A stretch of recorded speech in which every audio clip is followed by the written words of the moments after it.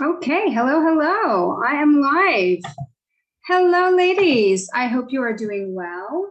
And I'm jumping on today to talk about inflammation. And I'm just making sure that I'm live in the group because I never trust myself.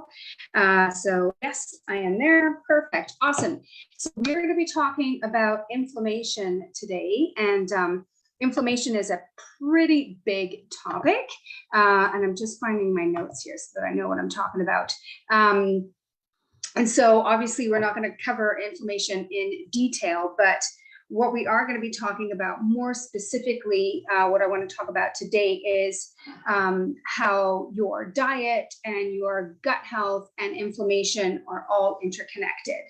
And I want to help you to see sort of what foods can have a negative impact on your gut health and potentially cause food sensitivities that lead to inflammation. So that's the topic that we're going to be talking about today.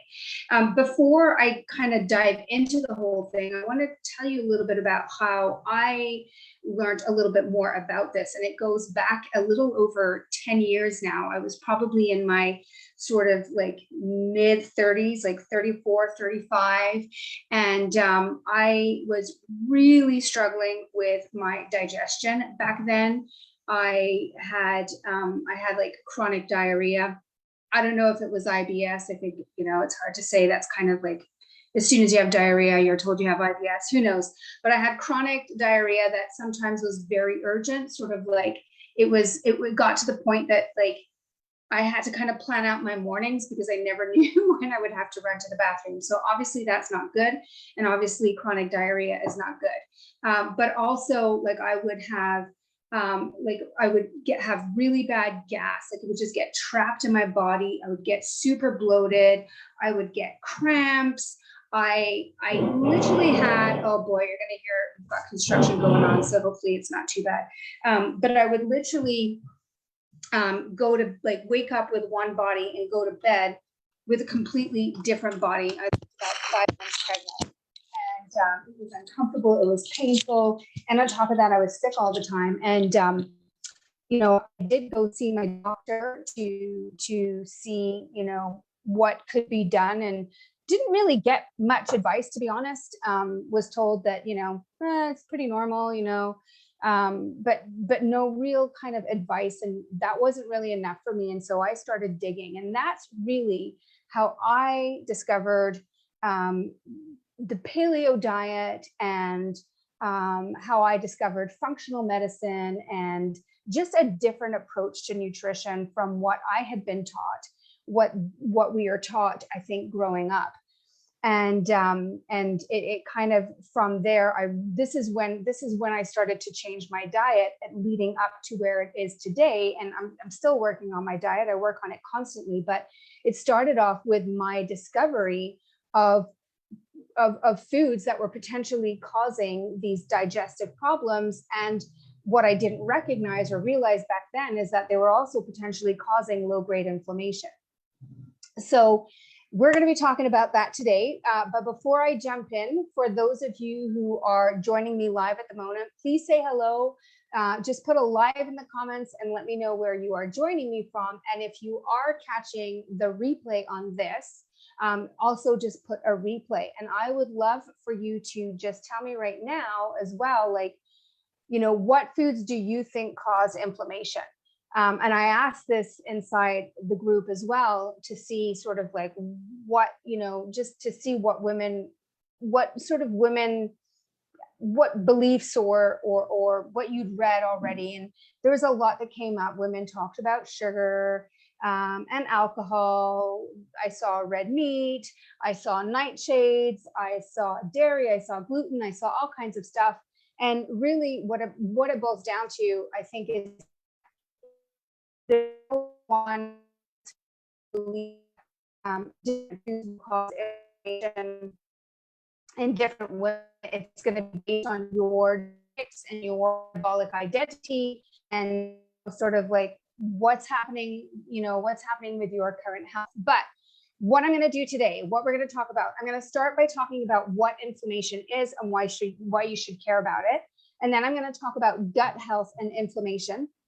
I'm going to explain your immune system and why we develop food sensitivities. Then I'm going to jump into some of the sort of healthy foods that may potentially be causing inflammation. And then from there, I'm also going to talk about sort of what I do probably twice a year, sometimes 3 times a year, to really support my gut health and ensure that I am not triggering inflammation. So that's what we're going to dive into today. And as always, I'm going to try and keep the science like super simple. So that's one of the things that I like to do in this group is I'm not going to dive into like big words and crazy science. I just want you to get the gist of it. And so I'm always going to be providing like an oversimplification of these things. And I do that because I feel like it's going to be an easier way for you to kind of understand like what's happening inside your body, and ultimately decide if this is something that you need to look into further. Okay. So the first thing I want to talk about is like, what is inflammation? So really from a very, again, simple standpoint or a simple explanation is just that inflammation is the body's way of, it's trying to protect itself from something that it believes to be harmful. Okay. Now there are a number of things, like I said, that can cause inflammation. What we're going to focus on today is specifically like foods in our diet and the impact that those foods potentially have on our gut health and how that in turn can affect our inflammation. Okay. Now, why care about inflammation? I mean, I think we all know that inflammation is a bad thing, but maybe we just kind of know, we have this vague sort of conception that inflammation is bad, but we don't necessarily know how it impacts us. So I wanted to explain just some of the different parts of our body that can be affected when we have inflammation. So number one is autoimmunity. So for those of you who have an autoimmune condition, inflammation is going to make it worse, but also inflammation can be the source. It can be the trigger of autoimmune conditions. Your brain can be affected by inflammation. Your hormones can get out of whack because of inflammation. You can feel inflammation in your muscles and in your joints. I'm sure some of you know that already. Inflammation can have an impact on your digestion, and your digestion can have an impact on inflammation. Inflammation can impact your ability to detoxify toxins in your body, including excess hormones such as estrogen. And it can also impact, inflammation can impact blood sugar management. So inflammation worsens insulin resistance. So that's going to have an impact on both your weight as well as on your energy levels, which are two of the things that most women join this group for, is because they want to manage their weight and they want to boost their energy. So again, number of things that cause inflammation. What we're going to focus on today is gut health and diet. So I believe, and from what I have learned, one of the keys to reducing inflammation is gut health, specifically small intestinal gut health. So when you eat food, you eat your meal, whatever, and then the food gets sort of broken up in your stomach, and then it gets broken down into small particles, and then the nutrients from our meals, they go into our small intestine, and from our small intestine, they pass through the intestinal wall and into the bloodstream. And that's how we get our nutrients. That's how we get our calories and our energy that, gives us everything that our body needs to run. Okay. So we eat it, it goes through the stomach, it goes into the small intestine. From there, it moves into the bloodstream. So how does it get into the bloodstream from inside your small intestine? So again, I'm not going to use the fancy terms here, but basically the way that it works is that these little particles of food that have been broken down, they go through these tight junctions. So your the intestinal wall in your small intestine, there's like these junctions. And I want you to think of the junctions as like these super tight junctions. And they're there to protect you. And they're super tight so that only little tiny nutrients, little tiny particles can get through and into the bloodstream. Because the role of these tight junctions of this wall is to keep out anything that is harmful. So it keeps out toxins, it keeps out viruses, it keeps out anything that shouldn't be getting into your bloodstream. Okay.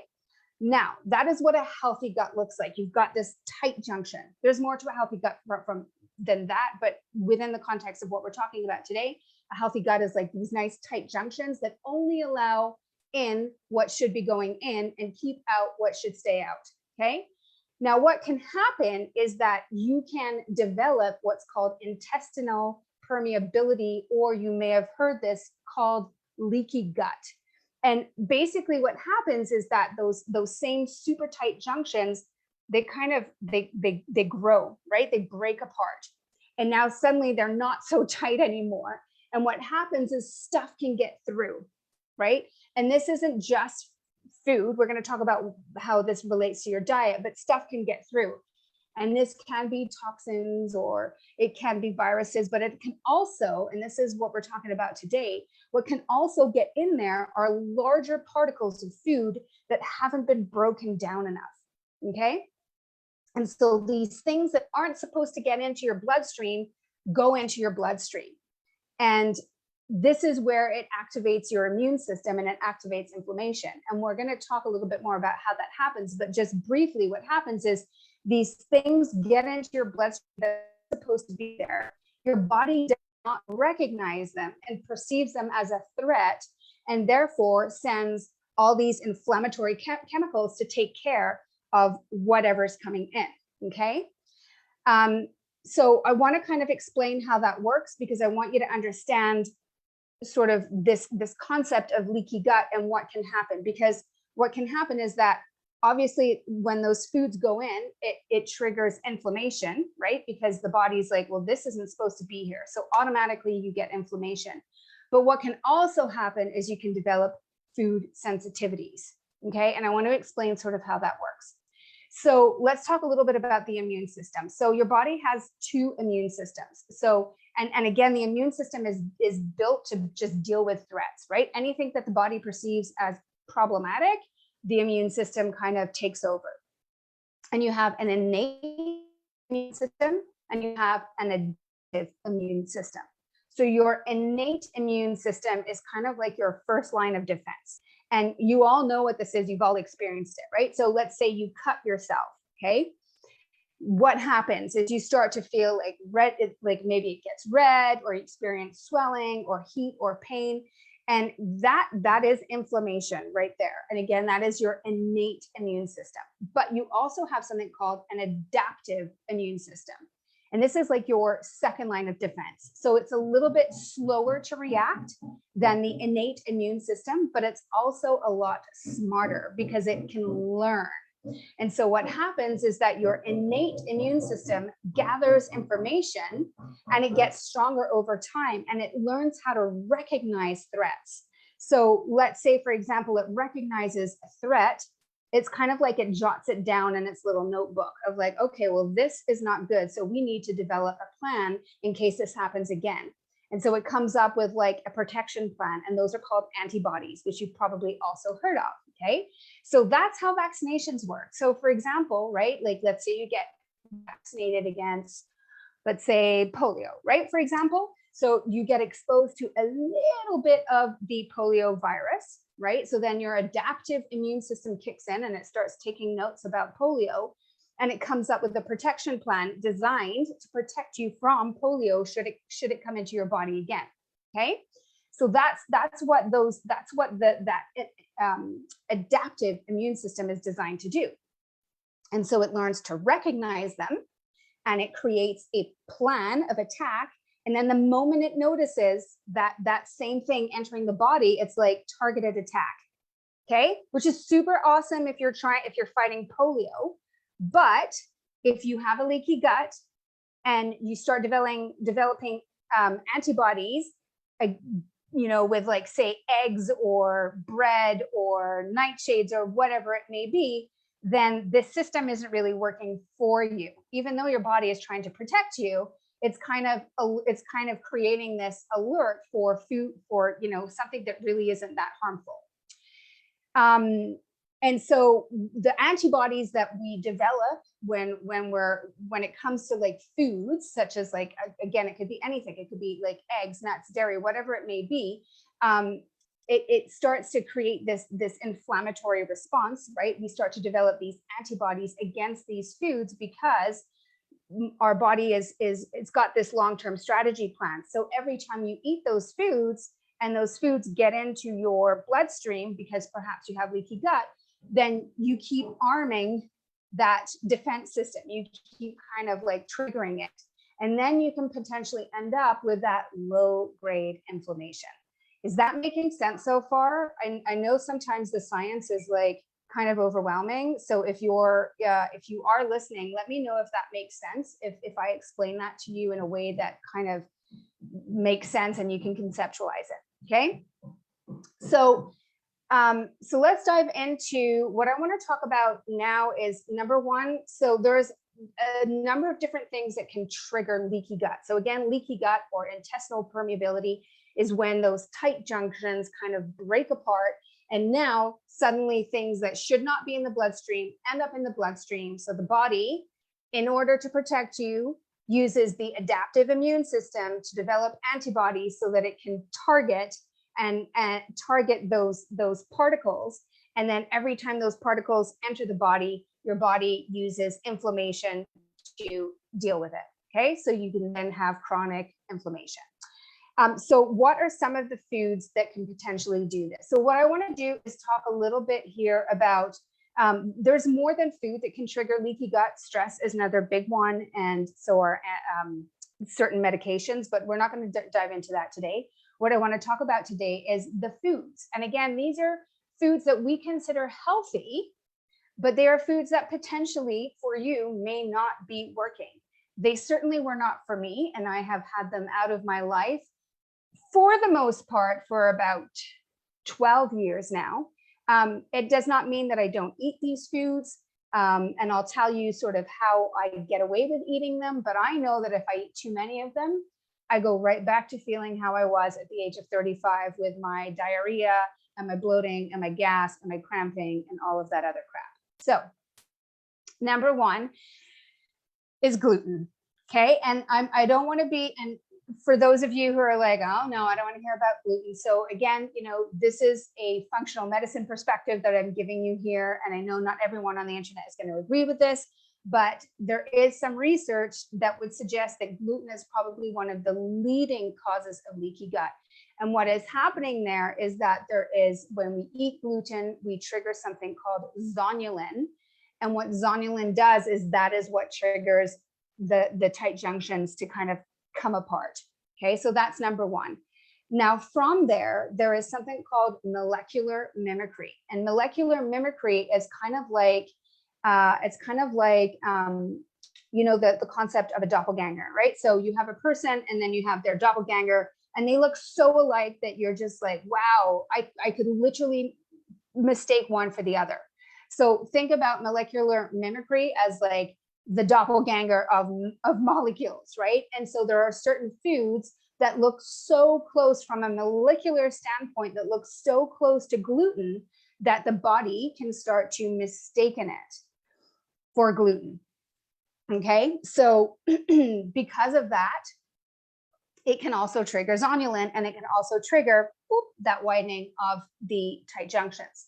So the other foods that again are often considered very healthy, and I'm not saying that they're not healthy, but that fall in that category would be dairy and whey protein, grains, corn, beans, legumes, peanuts, right? So these are all sort of foods that can mimic gluten and have the same effect. And that effect is just pulling apart those tight junctions so that things can get in that should not be getting in, that can cause inflammation. So those are the 6 foods. And then from there, then it's going to be very individual, because then you can develop food sensitivities to a variety of things. And this is where you can't really say that there's a specific list of food. There are some more common ones: nuts, seeds, eggs, nightshades, GMOs are pretty common ones. But again, when it comes to food sensitivities, it's very, very individual. Okay. All right. So just to recap, certain foods will trigger leaky gut. When you have a leaky gut, it makes you more susceptible to developing food sensitivities and low-grade inflammation. That's what it boils down to if I recap it in a couple of sentences. So what can you do about it? So this is the good news. The good news is that you can fix the gut, right? Like just because you potentially have these breaks in your tight junctions doesn't mean you can't seal them back up. And so the way that you seal them back up is you eliminate the culprits, right? You eliminate the triggers, and you can eliminate them for a certain period of time to give your gut and those tight junctions a chance to heal. And then potentially you can reintroduce those foods and no longer have a reaction, because the food particles can't get through the tight junctions. So they don't go into the bloodstream, and therefore your adaptive immune system doesn't say, oh, let's go after them. Let's use inflammation to go after them. So that's the good news, is that if you do have a leaky gut, and if you do have inflammation due to your diet, due to leaky gut, you can fix it and you can bring those foods back in. Now, the trigger foods, and this is what I do this for myself, usually a couple of times a year. And I will know when it's time to do it because my digestion starts to kind of act up again. And so what I like to do is I'll do it a couple of times a year if I start to notice that I have some signs and symptoms of inflammation. And if I do that and I can kind of fix my gut, and then again, the trigger foods, I don't have them very often in my diet. So like beans and legumes, I just don't even go there ever. They don't do anything for me. And then when it comes to like grains and gluten, sometimes dairy for me is not much of a trigger. It is sometimes, but not as much. But gluten, grains, corn, beans, legumes, I really have to eat them every once in a while. I am not that kind of coach who says, there are like foods that are off limits. I don't, even my clients, they can eat whatever they want, whenever they want. But I do classify these foods as sort of red light foods that can potentially trigger leaky gut. So we save them for maybe special occasions or, once a week or whatever. So what do we do? So we eliminate. So what my clients do, and what I do again a couple of times a year, is we eliminate gluten, dairy, grains, beans, legumes, and alcohol, because that's another trigger for leaky gut. And we do that for 21 days. This is called an elimination diet, and there's different ways of doing an elimination diet. You could certainly take this even further, and you could eliminate some of the other triggers like eggs and nightshades and nuts and seeds. But what I like to caution is that the more restrictive you make your elimination diet, the harder it's going to be to maintain. And so if we can eliminate the biggest triggers, and that's enough for you, then why go through the pain of eliminating everything else? For some women, that's not enough, but for most women, that is sufficient. And so we remove them for 25 days. And as soon as I remove these foods from my clients' diets, typically what I hear from women is that they feel less inflamed, they feel less bloated, they retain less water, they can focus better. They start to feel less pain in their joints. Like they literally notice that there is less inflammation going on. And, again, it makes sense, because if the trigger foods aren't getting into the body has no reason to use the adaptive immune system to trigger an inflammatory response. And so we're going to start to feel better. And then from there, once we've eliminated them for 21 days, then what I do is I introduce them one at a time, slowly, okay? Slowly over time. And I get my clients to pay attention to signs and symptoms associated with low-grade inflammation. And if they continue to notice those signs and symptoms, then that might be it might mean that they need to either keep going with the elimination for a little bit longer. Potentially they could use certain supplements to heal the gut lining. So some supplements that can help, L-glutamine is probably the most well-known supplement for helping to heal the gut, the wall of the small intestine. Now, with all supplements, I am not making recommendations. You have to talk to your doctor if you want to supplement, but it's just so that you know what name, or it's L-glutamine. Now you know the name and you can talk to your doctor about it, your pharmacist, or whoever you go to for your healthcare advice. Okay. But then we bring them in one at a time, and we can start to look for signs and symptoms. So some of the things that we look for. So again, at the beginning, I kind of explained like some of the different areas of the body that are affected by inflammation, and some of the signs and symptoms that may arise if you start to notice low-grade inflammation. And what's kind of cool with an elimination diet is that a lot of times when it comes to low-grade inflammation, we don't even know it's there because it's low grade and it's very subtle. It's a very subtle sort of inflammatory response that we get in the body. And sometimes it can take up to 72 hours for that inflammatory response to present itself.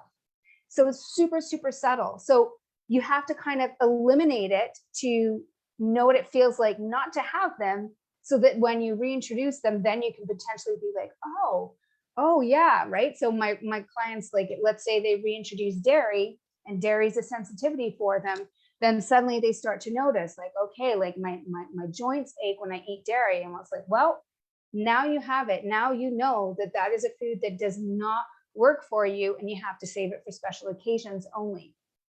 So here are some of the different areas and what might be a sign or symptom. And again, if you're living with this as your normal day-to-day, you may not notice it. You probably have to pull them out so that when you put them back, those foods back in, then you can pay attention to them. And so this is what we do. So we look at brain function. So brain fog is one of them, difficulty concentrating. When it comes to digestion, I kind of talked about it, right? Like bloating, constipation, cramps, diarrhea, gas, heartburn, nausea. These are all signs of potential inflammation. The respiratory system, so asthma, or if you clear your throat, like you're just kind of phlegmy, or you start to notice that you get congested in your sinuses, or you're coughing more, you have more mucus, or you wake up with a runny nose, or you're sneezing more often. When it comes to your skin, it could be acne, like more acne, or really dry skin, or maybe you get eczema, or you develop a rash. For me, this is another sign that I know I need to do an elimination diet. I get a rash right here, and just in the little crux of my elbow, I get like a little red patch. And when that happens, I'm like, all right, dairy, it was great seeing you, and now you got to go. At least for 21 days. That's sort of like my trigger, I know. Energy, from an energy perspective, just fatigue, low energy, feeling sleepy after meals.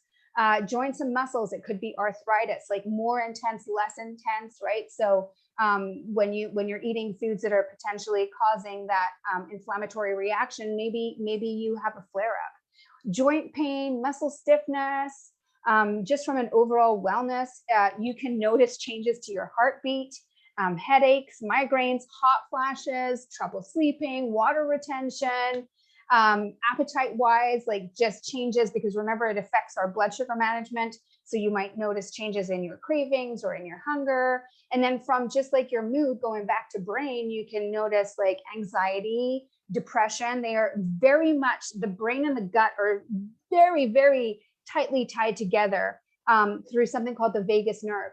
And so if your gut is not doing well, then you may notice it in your brain. So it could be anxiety, it could be depression, it could be mood swings, it could be that you get easily irritated. So these are all again, they're subtle signs, but they're all signs to look out for.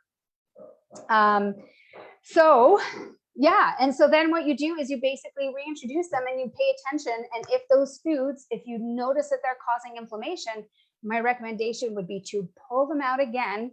And maybe at this point, then you need to dive into a little bit more gut health, because again, you could have like more severe things going on. You could have more going on in your gut that's triggering this, or maybe there are, certain triggers that you haven't eliminated. But this is a really great starting point.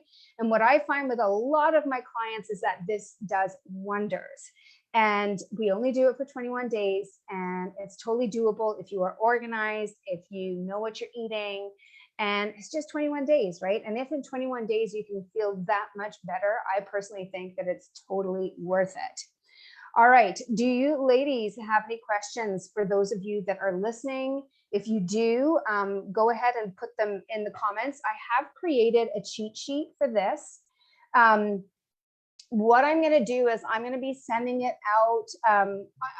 The replay, what I'm doing now, and what I'm going to try and get most of you to do is, because I do try and send the replays out to those of you who want them, but sometimes my schedule gets a little bit busy. So what I've started doing is I actually send out the replay every single Monday to my newsletter, to my subscribers on my newsletter. So they get the replay every Monday. They just go in their inbox and it's there. So if you want to do that, that's the best way of making sure that you don't miss any of my workshops.